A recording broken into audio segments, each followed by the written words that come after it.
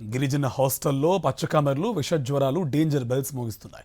కురుపాం ఆశ్రమ పాఠశాల బాలికలకు పచ్చకామెర్లు ఇంకా వ్యాప్తి చెందుతూనే ఉన్నాయి. సమీపంలోనే ఉన్న ఏకలవ్య బాయ్స్ హాస్టల్లో కూడా హెపటైటిస్ లక్షణాలు కనిపించడంతో ఆందోళన మరింత పెరుగుతుంది. నేటికి కేజీహెచ్లో 26 మంది విద్యార్థులు చికిత్స పొందుతున్నారు. ఐసోలేషన్ వార్డు సహా పిల్లల వార్డులో కూడా చికిత్స కొనసాగుతుంది. మొత్తం పిల్లలందరికీ హెపటైటిస్ ఏ నిర్ధారణ పరీక్షలు నిర్వహించాలన్న డిమాండ్ వినిపిస్తుంది. దీనిపై మరింత సమాచారం విశాఖపట్నం నుంచి మా కరెస్పాండెంట్ అనిల్ అందిస్తారు. పచ్చకామెర్లతో కింగ్ జార్జ్ ఆసుపత్రిలో ఇంకా గిరిజన బిడ్డలు చికిత్స పొందుతున్నారు. ఈ రోజుకి 26 మంది విద్యార్థులు చికిత్స పొందుతున్నట్టుగా మనకు సమాచారం అందుతుంది. ముఖ్యంగా ఐసోలేషన్ వార్డుతో పాటు చిన్నపిల్లల వార్డు, అలాగే గ్యాస్ట్రోఎంట్రాలజీ డిపార్ట్మెంట్లో గిరిజన విద్యార్థులు చికిత్స పొందుతున్నటువంటి పరిస్థితి. ముఖ్యంగా ఆశ్రమ పాఠశాలలో మొదలైనటువంటి ఈ పచ్చకామెర్లు విషజ్వరాల ప్రభావం ఆ పక్కనే ఉన్నటువంటి ఏకలవ్య పాఠశాలకు కూడా పాకినట్టుగా సమాచారం అందుతుంది. అందులో ఉన్నటువంటి విద్యార్థులు కూడా ఎఫెక్ట్ అయినట్టుగా ఇప్పటికే అధికారులు గుర్తించారు. అలాగే మెరుగైన చికిత్స కోసం కొంతమంది విద్యార్థులను విశాఖలోని కింగ్ జార్జ్ ఆసుపత్రికి తరలించినటువంటి పరిస్థితి. తొలుత 58 మందిని ఇక్కడికి తరలించి వైద్యం అందించారు. ఆ తర్వాత క్రమంగా ఒక్కొక్కరిని డిశ్చార్జ్ చేస్తున్నటువంటి పరిస్థితి. ఈ దశలోనే ఏకలవ్య పాఠశాలలో ఉన్నటువంటి కొంతమంది బాలురకు కూడా ఈ హెపటైటిస్ ఏ అనేది సోకినట్టుగా తెలుస్తూ ఉంది. ఇప్పటికే చాలామంది విద్యార్థులు ఇబ్బంది పడుతున్నారు. విషజ్వరాలు కావచ్చు, పచ్చకామెర్లు కావచ్చు వచ్చి ఇబ్బంది పడుతున్నటువంటి పరిస్థితి. ముఖ్యంగా కురుపంతో పాటు పార్వతీపురంలో ఉన్నటువంటి ఆసుపత్రిలో వారికి చికిత్స అందిస్తున్నారు.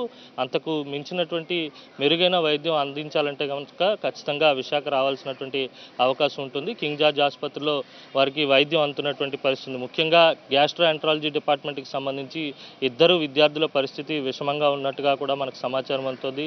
వారికి కూడా ఇక్కడ ఉన్నటువంటి వైద్యులు మెరుగైన వైద్యం అందించేటువంటి ప్రయత్నం చేస్తున్నారు. అయితే వివరాలు ఏమీ కూడా అధికారికంగా బయటకు వెల్లడించినటువంటి పరిస్థితి. కేసులు అయితే మాత్రం రోజు రోజుకి క్రమంగా పెరుగుతున్నాయి. ఇటు కురుపంలో కావచ్చు, పార్వతీపురంలో ఉన్నటువంటి 2 ప్రభుత్వ ఆసుపత్రుల్లో కూడా అక్కడ చికిత్స కూడా అందిస్తున్నటువంటి పరిస్థితి. అలాగే విద్యార్థుల సంఖ్య కూడా పెరుగుతూ ఉంది. రోజు రోజుకి మ్యాసివ్గా ఏదైతే హెపటైటిస్ ఏ ఉంటుందో అది ప్రతి ఒక్కరికి కూడా సోకేటువంటి ప్రమాదం ఉన్న నేపథ్యంలో అందరికీ కూడా టెస్టులు నిర్వహించాలి. టెస్టులు నిర్వహించి ఎవరికెవరికైతే నిర్ధారణ అవుతుందో వారందరికీ మెరుగైన వైద్యం అందించాలని గిరిజన సంఘాలు కూడా డిమాండ్ చేస్తున్నటువంటి నేపథ్యం కనిపిస్తుంది. మొత్తంగా చూసుకున్నట్లయితే కనుక ప్రస్తుతానికి ఇక్కడ కింగ్ జార్జ్ ఆసుపత్రిలో ఐసోలేషన్ వార్డులో కొంతమంది, పిల్లల వార్డులో కొంతమంది, అలాగే గ్యాస్ట్రోఎంట్రాలజీ డిపార్ట్మెంట్కి సంబంధించి అందులో కొంతమంది చికిత్స పొందుతున్నటువంటి పరిస్థితి.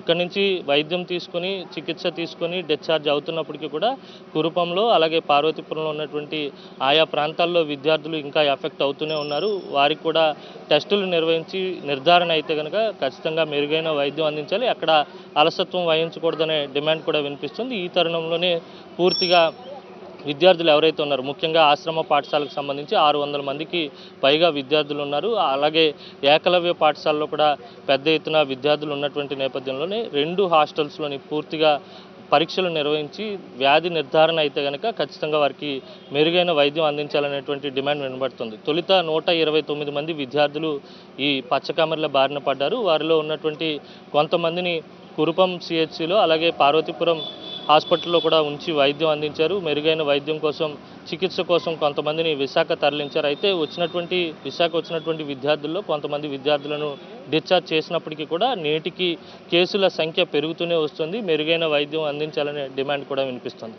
వీడియో జర్నలిస్ట్ అప్పలరాజుతో కలిసి అనిల్, సాక్షి టీవీ, విశాఖ నుంచి.